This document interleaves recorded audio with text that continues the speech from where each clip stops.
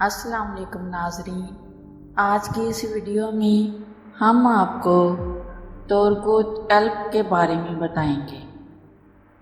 اس سے پہلے کہ ہم ان کے بارے میں آپ کو بتائیں، آپ سے درخواست کرتے چلیں کہ یوٹیوب کے اس منفرد چینل دلکش ٹی وی کو سبسکرائب کرتے ہوئے ساتھ موجود گھنٹی کے بٹن کو بھی دبا دیں تاکہ ہر نئی آنے والی ویڈیو کی نوٹیفیکیشن آپ تک باقاعدگی کے ساتھ پہنچتی رہے۔ آئیے ناظرین، چلتے ہیں آج کے موضوع کی جانب۔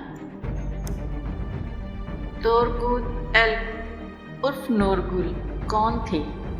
تاریخ کی روشنی میں ہم آپ کو بتائیں گے۔ تورگوت ایلپ ارطغرل غازی کے نہایت قریبی جنگجو اور حقیقی سردار تھے۔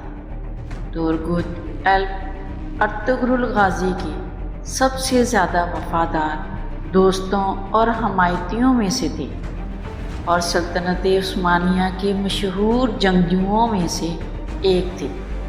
ان کا کلہاڑا بہت مشہور تھا جو پھر اس وقت دنیا کا سب سے مضبوط ترین ہتھیار بن گیا تھا۔ سلطنت عثمانیہ کے غازیوں میں بھی تورگوت ایلپ کا نام تھا۔ تورگوت ایلپ کا صرف ایک بیٹا تھا جس کا نام الیاس تھا۔ کونک محلسی میں الیاس بے مسجد کا نام ان کے بیٹے کے نام پر رکھا گیا تھا۔ ارطغرل غازی کی وفات کے بعد تورگوت ایلپ نے ان کے بیٹے سلطنت عثمانیہ کے بانی عثمان غازی کی حمایت جاری رکھی تھی۔ تورگوت ایلپ پہلی عثمانی فتح سے لے کر تمام فتوحات میں عثمان غازی کے ساتھ تھے۔ 1299 میں عثمان غازی نے جدید ترکی کے شمال مغرب میں واقع شہر انگول کو فتح کرنے تورگوت ایلپ کو ہی بھیجا تھا، جہاں انہوں نے 36 سال تک امن و خوشحالی کے ساتھ حکومت بھی کی تھی۔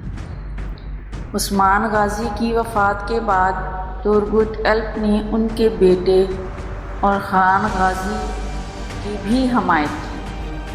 تورگوت ایلپ نے فتوحات میں ان کے سب سے قابل اعتماد مشیر کی حیثیت سے ان کا ساتھ دیا تھا۔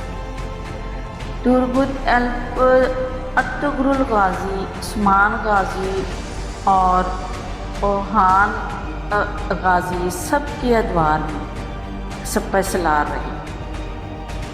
1877 عیسوی میں ان کی وفات کے 500 سال بعد جو روس اور ترک سلطنتوں کے مابین جنگ کا دور تھا، سلطنت عثمانیہ کے اندر ایک نیا شہر وجود میں آیا تھا جس کا نام تورگوت ایلپ رکھا گیا تھا۔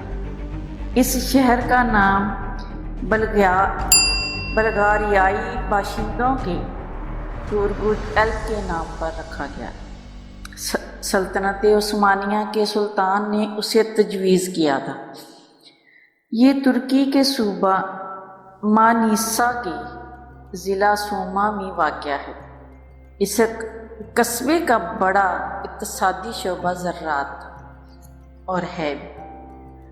تورگوت ایلپ ایک مشہور جنگ میں 125 سال کی عمر میں شہید ہوئے، جس میں ان کے مشہور کلہاڑی ان کے ہاتھ میں بھی تھی۔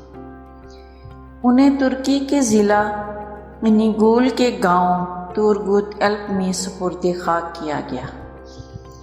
ارطغرل غازی کے مقبرے کے باہر بھی ایک قبر ہے، لیکن وہ اعزازی ہے۔